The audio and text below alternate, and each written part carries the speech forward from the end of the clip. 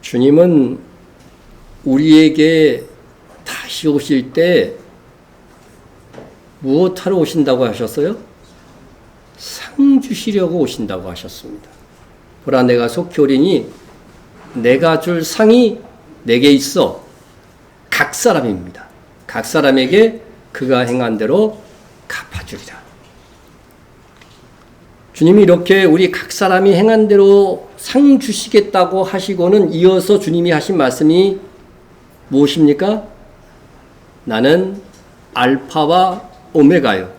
처음과 마지막이요. 시작과 마침이라. 이게 알파 오메가는 무슨 의미인지 알죠? 요 알파 오메가, 그죠?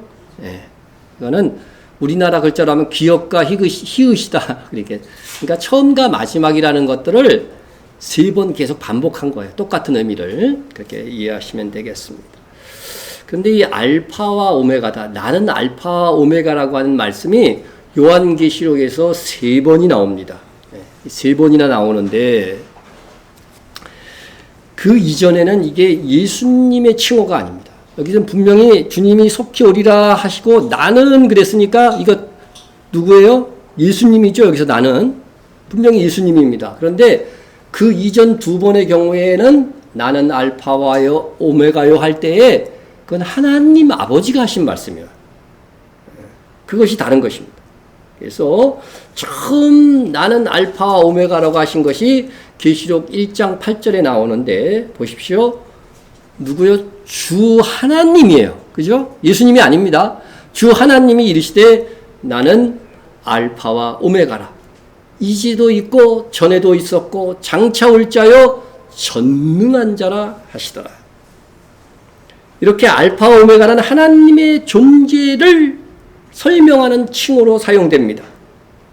많은 그리스도인이 예수님께서 다시 오실 것이다. 장차 오실 것이다. 그것은 믿는데 하나님 아버지께서 장차 올 자라고 하는 것에 대해서는 잘 모르는 분들이 많이 있다는 것이죠. 그러나 예수님은 다시 오시는 거예요. 한번 오셨기 때문에 다시 오시는 것이지만 하나님 아버지께서도 장차 우리 가운데로 오실 것입니다. 단 예수님은 천년 왕국을 앞두고 오시지만 하나님 아버지는 천년 왕국이 지나고 새 하늘과 새 땅이 하늘에서 쫙 내려보내신 다음에 그 수도인 새 예루살렘으로 오실 것이라고 말씀해 주셨습니다. 그 장면을 한번 읽어보겠어요.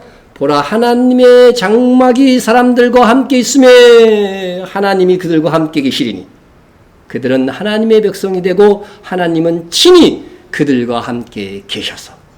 여러분, 계시록 1장 8절에서 말한 것이 21장 3절에서는 실제 성취된 장면을 말씀해 주고 있는 것입니다. 이렇게 예수님도 알파와 오메가라고 하시고 하나님도 알파와 오메가라고 하시는 것은 두 분 다 하나님의 본체시라고 하는 거예요. 본체시라고 하는 것입니다. 하지만 성부와 성자께 두 분께서 하나님이 나는 알파와 오메가요 처음이요 마지막이라고 하셨는데 알파와 오메가이신 이 성부 성자 두 분께서 우리 가운데 천년의 간격을 두고 오실 것인데 그때에 각기 이루어지는 성도의 부활과 영생에는 차이가 있다는 거예요. 요거를 정확하게 좀 알았으면 좋겠습니다. 지금까지 잘 몰랐을지라도 오늘 말씀을 통해서 여러분이 깨닫는다면 정말 말씀을 예리하게 보시는 분입니다. 그런데 이것이 우리 신앙생활에 굉장히 중요함을 제시하게 됩니다. 성부 하나님 아버지께서 알파와 오메가요 하실 때 덧붙여지는 말씀이 뭐냐면은 하나님이 나는 알파와 오메가요 하실 때 계시록 21장 6절에서 덧붙여지는 말씀이 내가 생명수 샘물을 목마른 자에게 값없이 주리니 이기는 자는 이것들을 상속으로 받으리라 말씀하십니다. 하나님 여기서 생명수 샘물은 뭐겠어요? 영생을 의미하는 거죠. 생명수, 영원히 살 수 있는 생명수 샘물을 영생을 의미하는데 이 영생을 어떻게 주신다는 거예요? 값없이 주신다고 하는 것에 여러분이 여기에 포인트를 두셔야 돼요. 값없이 주시는 것입니다. 그래서 여기서 이기는 자는 어떤 사람들이냐면은 여기서 이기는 사람들은 전적으로 믿음으로 이기는 자는 것입니다. 우리가 이긴 이금은 이것이니 우리의 믿음이라 이 말씀이 있죠. 그죠? 그래서 하나님께서는 나는 그의 하나님이 되고 그는 내 아들이 되리라. 여러분 되라가 아니고 뭐예요? 저절로 된다는 거예요. 믿는 사람은요, 이 구원, 값없이 구원받는 거기 때문에 저절로 될 것이라고 말씀하고 있는 것입니다. 그런데 나는 그의 하나님이 되고 그는 내 아들이 되리라고 하는 요 성경 구절을 여러분 잘 기억하세요. 이것은 구약 시대의 예레미야 선지자가 예언했을 때에 새 언약을 예언했을 때 하신 말씀입니다. 자, 봅시다. 예레미야 31장 33절 그날 후에 내가 이스라엘 집과 맺을 새 언약은 이러하니 앞에 분명히 새 언약이라고 하고서 이어진 말씀입니다. 새 언약은 이러하니 곧 내가 나의 법을 어디에 둬요? 그들 속에 둔다는 거예요. 그들의 마음에 기록한다는 거예요. 그래서 어떻게 돼요? 나는 그들의 하나님이 되고 그들은 내 백성이 되라고 한 것이 아니라 저절로 될 것이다. 그런 시대, 그것이 바로 새 언약이라고 이미 구약 시대 예레미야 선지자를 통해서 예언해 주신 것이죠. 자, 이것에 대해서 바울 사도는 이렇게 설명해 줍니다. 이는 먹으로 쓴 것이 아니요 오직 살아계신 하나님의 영으로 쓴 것이며 또 돌판에 쓴 것이 아니요 오직 육의 마음판에 쓴 것이라. 이렇게 말해주고 있습니다. 지금 구원약은 어디에 썼어요? 돌판이죠. 그죠? 돌판에 썼어요. 먹으로 돌판. 그러니까 하나님께서 돌판에 그냥 불로 탁 새기시고 그 다음에 아마 먹을 먹이셨던 것 같아요. 그래서 먹으로 돌판에 썼다고 하는 거예요. 구약은 그런 것입니다. 그런데 새 언약은 어디에 있어요? 마음에 있다는 거예요. 새 언약은 마음에 있다는 거예요. 그런데 그것을 어떻게 우리의 마음속에 기록했느냐? 하나님의 영으로 육의 마음판에 기록했다고 하는 것입니다. 그러니까 보여요, 안 보여요? 안 보여. 그런데 한번 예수를 믿으면요, 이 하나님의 말씀이 믿어진다니까? 안 믿어지지가 않아. 신기하게 믿어집니다. 중간에 의심해갖고 버려지지도 않는다는 것이죠. 그래서 그게 마음판에 기록했다고 하는 것입니다. 그래서 이렇게 하나님의 영이 우리 안에 내주하셔서 하나님의 말씀이 믿어지게 하시는 이 역사로 우리가 구원을 받는 것인데 이것은 값없이 저절로 이루어진 것이 아니고 예수님의 보혈의 공로로 이루어지는 것입니다. 그래서 구언약은 율법이에요. 죄와 사망의 법이라고 얘기했어. 그런데 우리 이 새 언약은 뭐라고 그래요? 생명의 성령의 법이라고 로마서 8장 1절 2절에 보면 나옵니다. 그래서 이 새 언약은 은혜예요. 은혜. 그렇죠? 하나님께서 우리의 구원을 이루어 주시니까 은혜라고 하는 것이죠. 그런데 이 은혜는 무엇으로 우리에게 와요? 예수 그리스도께서 우리 대신 십자가에 못 박혀 죽으셨음을 믿음으로 오는 것입니다.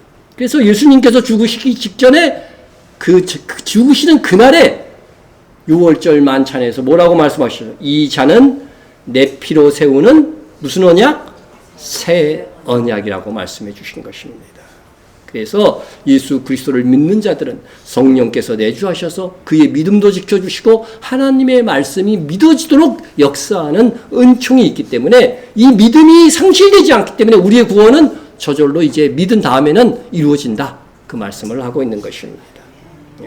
그래서 우리가 예레미야 31장 33절 하반절에 나는 그들의 하나님이 되고 그들은 내 백성이 될 것이다 하는 이 말씀 꼭 기억하시고 그것이 계시록 21장 7절에서 이루어지는 것입니다. 최종적으로 나는 그의 하나님이 되고 그는 내 아들이 되리라 해서 성취가 되는 것입니다. 자, 여기서 우리가 꼭 기억해야 될 것은 믿는 자들은 어떻게 돼요? 값없이 주는 구원을 천년 왕국이 아니고 새 하늘과 새 땅에서 완성되는 것이라고 하는 것입니다. 그래서 새 하늘과 새 땅에서는 이미 오신 성령님이십니다. 이미 오신 성령.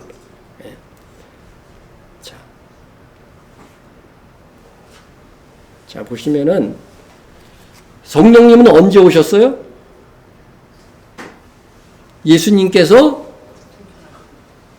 죽으시고 부활하시고 승천하신 후 10일 있다가 오셨죠. 그죠? 이미 성령께서 강림하셨어요. 그러죠?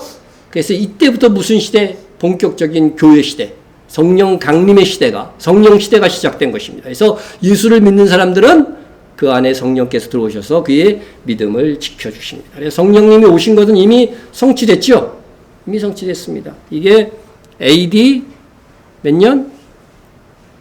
30년에 이루어진 일입니다. 이루어졌어. 자, 그러면은 이제 지금은 이제 교회를 통해서 하나님의 백성들이 이제 모여지고 있는 상황인데, 이제 교회 시대가 끝나고 나서 예수님께서 누가 오시죠? 그때 예수님의 공중강림과 지상재림 두 번에 걸쳐서 바로 예수님께서 오시는데, 그렇게 되면은 우리 가운데 성령님이 우리 안에 계시고 예수님께서 육체의 모습으로 이 땅에 오시니까 역시 이 땅에 계신 거죠. 그죠? 성령님이 오셨고 예수님이 오셨어요. 이제 누구만 남으셨어요? 아버지, 성부 아버지만 남았죠. 그 성부 아버지는 언제 오신다고 그랬어요, 지금? 그렇죠. 천년왕국이 지나고 새하늘과 새 땅을 앞두고 오신다는 거죠. 우리가 방금 읽었던 말씀에서 그것을 확인한 것입니다. 그래서 이때 성부께서 오신다 하는 것입니다. 그래서 우리 성도들의 이 부활은 예수님께서 강림하실 때 이루어지는 부활이 무슨 부활이냐면 첫째 부활이에요. 이것은 행한 대로 상급을 받는 첫째 부활자예요. 상급이 없는 사람은 이때 부활할까요, 안 할까요? 부활 못한다고 하는 것입니다. 그래서 둘째 부활, 마지막 부활이라고도 하죠. 이 둘째 부활은 값없이, 그러니까 상을 못 받아도요, 이때는 다 그래도 믿음이 있었다면 부활해서 새하늘과 새 땅에 동참하게 되는 것이죠. 첫째 부활자와 둘째 부활자의 차이는 그럼 뭐겠어요? 첫째 부활자는 주와 함께 왕노릇합니다. 첫째 부활자 중에도 공적이 많은 사람은 10거울, 그렇지 못한 사람은 5거울, 어떤 사람은 또 1거울도 있겠죠. 이렇게 달라지는 거죠. 이것이 영원히 이어지는 거예요. 영원히. 그것을 꼭 기억하세요. 그래서 이 성부께서 오실 때는 값없이 이루어지는 구원이다 하는 것을 꼭 기억해요. 그래서 나는 그의 하나님이 되고 그는 내 아들이 되리라고 하는 것입니다. 아들이 되리라는 것입니다. 그것을 여러분 꼭 기억하시기 바랍니다. 자, 이것이 오시는 순서에 대해서 여러분 말씀을 드렸는데, 이것을 부활장인, 성경의 부활장이 고린도전서 15장입니다. 15장에서 제가 여러분 복습을 해드렸어요. 말씀을 드렸는데 다시 한번 이 두 번의, 성도에게 두 번의 부활이 있다고 하는 것을 확인하고 넘어가도록 하겠습니다. 아담 안에서 모든 사람이 죽은 것 같이 그리스도 안에서 모든 사람이 삶을 얻으리라. 그러니까 그리스도 밖에서 부활하는 사람은 여기서 포함 안 되는 거예요. 그리스도 안에서 모든 사람이 삶을 얻으리라. 그러나 뭐가 있다고 그래요? 각각 차례가 있다는 거예요. 차례, 순서가 있어요. 차례대로 되리니 먼저는 첫 열매인 그리스도요. 이거는 이미 성취됐죠? 성취됐습니다. 이미 성취됐어요. 자, 다음에는, 그죠? 요게 첫 번째죠. 성도의 부활로서는, 그죠? 첫 번째입니다. 다음에는 그가 강림하실 때, 이것은 주님의 공중강림, 지상재림 다 포함하고 있는 개념입니다. 그가 강림하실 때에 그리스도에게 속한 자. 주님 강림하실 때 누가 그리스도에 속하겠어요? 휴거되는 자. 휴거 안 되는 사람도 있어요. 그리고 재림하실 때 순교자들. 그것이 첫째 부활자라고 우리 계시록에 분명히 밝히고 있습니다. 그래서 주님 그가 강림하실 때 그리스도에게 속한 자요. 그래서 여기 이제 첫 번째입니다. 첫 번째 그런 사람들이 있습니다. 그 다음에 그 후에는 마지막이니. 분명히 부활이 분리되어 있어요. 그죠? 그 후에는 마지막이라고 했는데 그게 이제 둘째 부활이에요. 그러니까 둘째 부활이라고 하기도 하고 마지막 부활이라고 하는 것입니다. 셋째 부활은 있어요, 없어요? 없어요. 그러니까 둘째 부활이 있는데 그가 언제 그 일이 이루어지냐? 이 일이 이루어지느냐? 그가 모든 통치와 모든 권세와 능력을 멸하시고 나라를 아버지 하나님께 바칠 때라. 여러분, 천년왕국은 누가 왕노릇하는 거예요? 예수님이 왕노릇하다가 나라를 아버지께 바칠 때니까 천년왕국이 당연히 끝날 때겠죠. 그죠? 끝날 때입니다.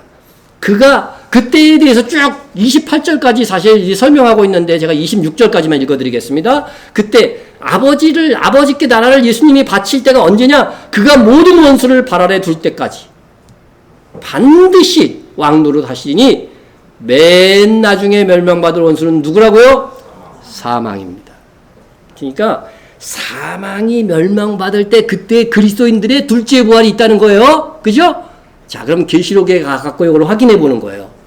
도대체 둘째 부활이 있는 사망이 멸망될 때가 언젠가 그거 보는 겁니다. 네, 자, 보세요.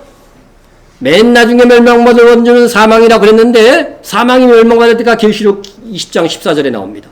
사망과 음부도 어디에 떨어져요?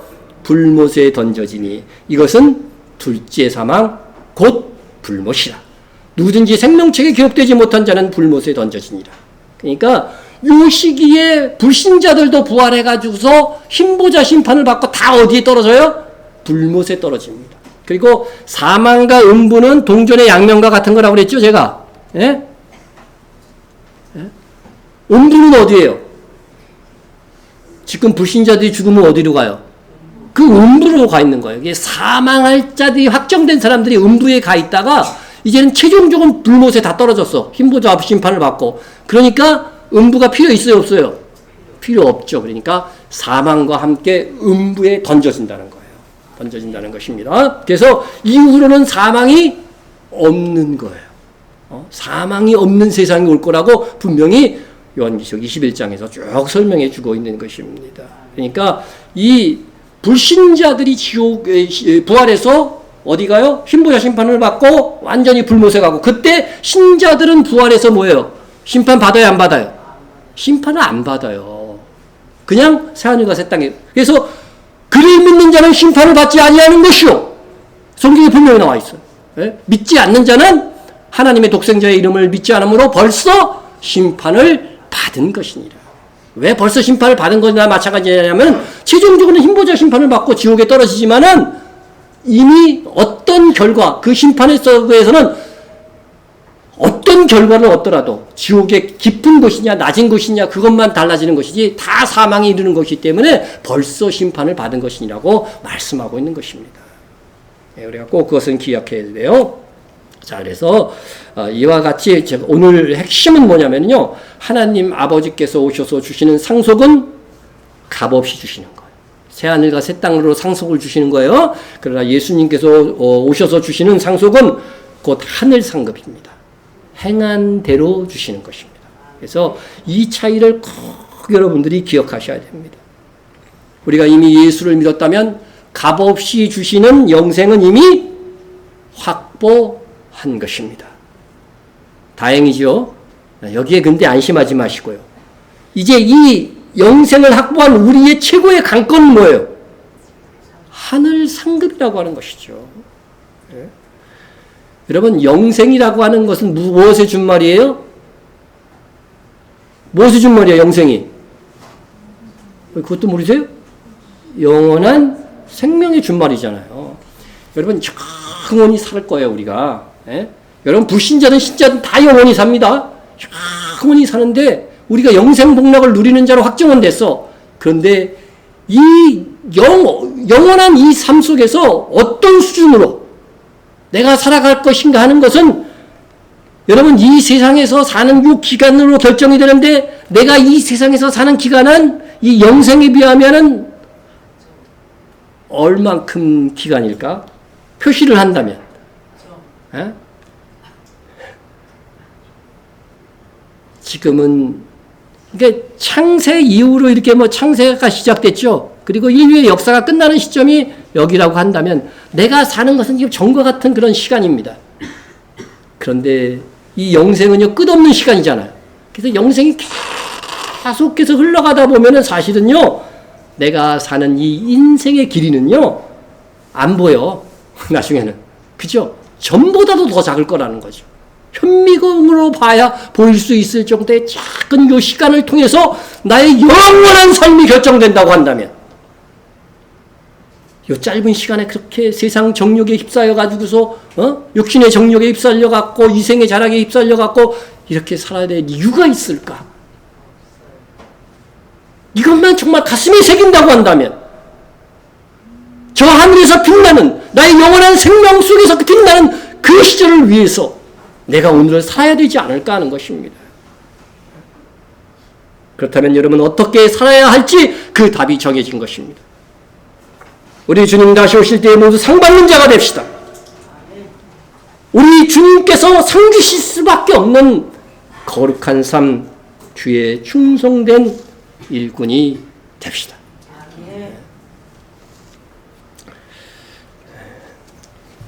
우리는 지난 강해를 통해서 주님 다시 오실 때에